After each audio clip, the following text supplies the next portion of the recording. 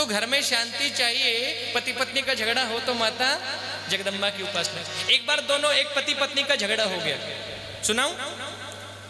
एक बार एक पति पत्नी का झगड़ा हो गया, महाराज बात नहीं करते। वो भोजन बना के दे दे, दुकान ले जावे, शाम को आ जावे, टिफिन खाली कर दे, रोटी खा ले, सुबह उठ ले और चल जावे। महीना बीत गया, आपस में बातचीत वो करनी बंद हो गई। सवा महीने बाद हुआ ये, पत्नी का भाई आया। बंबई में रहते थे पति पत्नी, पत्नी का भाई आया गांव से, बंबई पहुंच गया।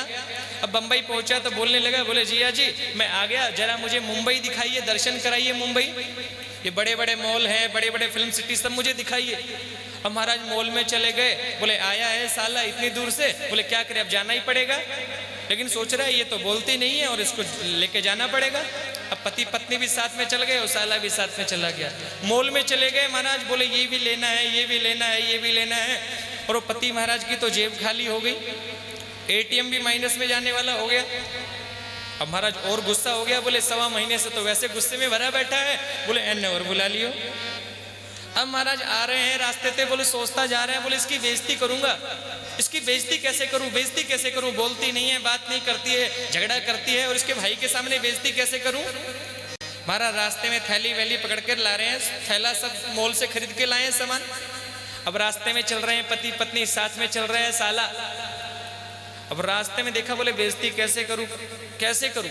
सामने एक गधा दिखाई दिया, गधा। अब जैसे गधे को दिखा, गधे को जैसे ही देखा, बोले हाँ ऐसे बेइज्जती करता हूं। पत्नी को कहने लगा, बोले देख, बोले कम से कम सवा महीना हो गया, चलो आज तो बोलो, कम से कम भाई के सामने ही बोल लिया। बोली वैसे तो सवा महीने से बोल नहीं रहा, लेकिन कम से कम आज बोला तो सही। बोले देख भाग्यवान, बोले हाँ जी, बड़ा प्रेम से बोली, बोले देख तेरा रिश्तेदार खड़ा सामने। महाराज वो तो आग बबूला हो गई, बोले सवा महीने से बात नहीं कर रहा और आज भाई के सामने बोला तो ऐसे बोल दिया, बेइज्जती कर दी। गधे को मेरा रिश्तेदार बोल रहा है, अब वो भी कम थोड़ी रहने वाली थी, कलयुगी पत्नी ना महाराज। बोले गधे को मेरा रिश्तेदार बता दिया। पत्नी ने कहा, बोले अच्छा ठीक है। गधे के पास चली गई, गधे के पास में बैठ गई, हाथ जोड़ करके बोले ससुर जी प्रणाम, बोले ससुर जी प्रणाम। बोले मेरा रिश्तेदार है तो तेरा, तो महाराज वो कम नहीं रहने वाले। पति पत्नी में झगड़ा हो तो माता गोरा की उपासना करें। एक बार भगवान नारायण ने सोचा मैं एक से बहुत हो जाऊं। अपनी नाभि से कमल उत्पन्न हुआ और कमल से ब्रह्मा जी उत्पन्न हो गए। ब्रह्मा को चतुश्लोकी भागवत का उपदेश भगवान ने किया। परीक्षित जी कहने लगे, गुरुदेव एक बात बताओ, भगवान मिलते किसको हैं? नहीं, भगवान मिलते किसको हैं? क्या 5 बार नहाने से भगवान मिलते हैं? सुखदेव कहते हैं नहीं परीक्षित, ऐसा नहीं है। यदि नहाने से केवल भगवान मिल जाते तो मछली जो पूरा दिन नहाती है जल के अंदर, उसे भगवान कब के मिल जाते हैं। अरे महाराज भगवान नहाने वाले को नहीं मिलते होंगे महाराज, वो भगवान डिग्री देखते होंगे, भाई 10वीं पढ़ा है कि 12वीं पढ़ा है कि BA किया है कि MA किया है कि डिलीट किया है कि डॉक्टर बना है क्या वकील है। सुखदेव कहते हैं राजन, भगवान डिग्री भी नहीं देखते, डिग्री नहीं देखते।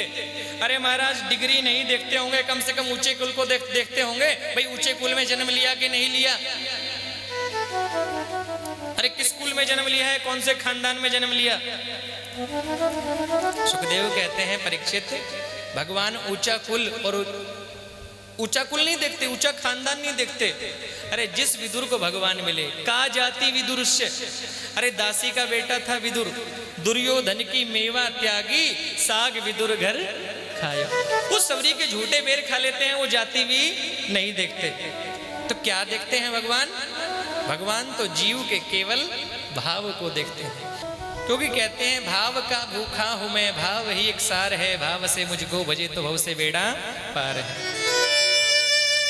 देखो विदुर को भगवान मिल गए पहले। विदुर दुर्योधन की मेवाओं को त्याग करके विदुर का यहां पर जाकर के छिलके खाते हैं। केले का प्रसाद नहीं खाया, छिलके खा रहे हैं महाराज। विदुरानी ने पट्टा लगाया उल्टा, जल्दी जल्दी में भगवान ने ये भी नहीं देखा कि सीधा पट्टा चौकी लगाया कि उल्टा लगा दिया, भगवान उसी पे बैठ गए। विदुरानी प्रेम में मग्न हो गई महाराज, छिलके भगवान को दे रही है, गिरी नीचे गिरा रही है, भगवान छिलके ही खा रहे हैं। तो भगवान भाव के भूखे हैं। भगवान कहते हैं कि भाव बिना अन्न धन आभूषण कुछ ना मुझको चाहिए, और भाव से एक पुष्प भी दे तो मुझे स्वीकार है। अब देखो भगवान परम धाम को चले गए, उद्धव से बोल के गए, हे उद्धव विदुर आएगा, उसे मेरी पूरी कथा सुनाना और विदुर को मैत्रेय ऋषि के पास भेज देना। विदुर जी लौट कर के आए हैं, भगवान उद्धव जी ने भगवान की पूरी कथा सुनाई और बोल दिया कि मैत्रेय जी के पास जाओ। विदुर जी मैत्रेय जी के पास हरिद्वार गए। कहाँ पे गए? हरिद्वार में मैत्रेय जी को जाकर के प्रणाम किया और मैत्रेय जी से कहा कि प्रभु की कथा आप मुझे सुनाइए। क्योंकि दो संत मिलते हैं, दो ऋषि मिलते हैं तो ज्ञान की चर्चा करते हैं। हम कर रहे थे ना कि ज्ञानी से ज्ञानी मिले खरे ज्ञान की बात, ज्ञानी से ज्ञानी मिले करे ज्ञान की बात, मूर्ख से मूर्ख के घुसा खेला, मूर्ख से मूर्ख मिले के घुसा खेला। क्या कहा? विदुर जी ने मैत्रेय जी को प्रणाम किया, भगवान की कथा सुनने की इच्छा जाहिर की कि भगवान की कथा मुझे सुनाइए। किस प्रकार से भगवान ने सृष्टि को बनाया?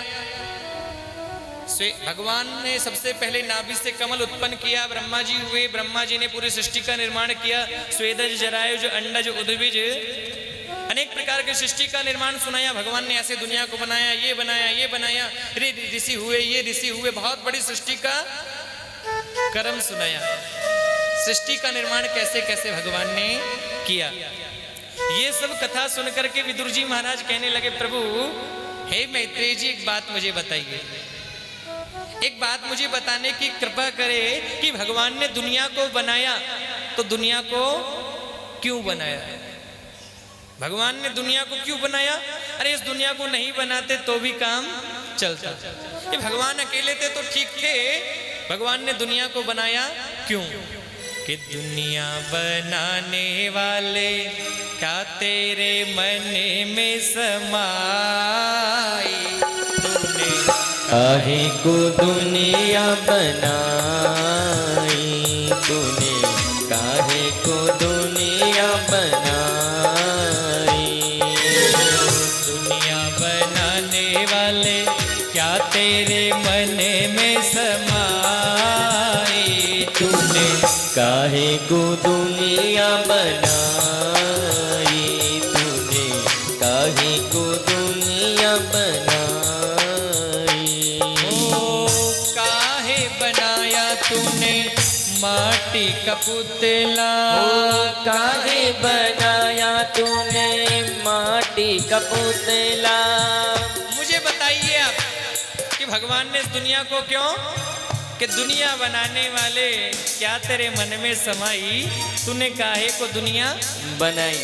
ये भजन नहीं है, ये क्या है? फिल्म का गाना है। पुराने लोग जानते हैं इसको, है ना? कौन सी फिल्म है मुझे ये मालूम नहीं, लेकिन फिल्म का गाना है। पहले की फिल्मों के गाने ऐसे होते थे जिसका कुछ अर्थ निकलता था, और आजकल के गाने महाराज अखियों से गोलू मारे है महाराज। आज सब भ्रष्ट हो गया महाराज आज काम। पहले के गाने गाने में भी आनंद आता था।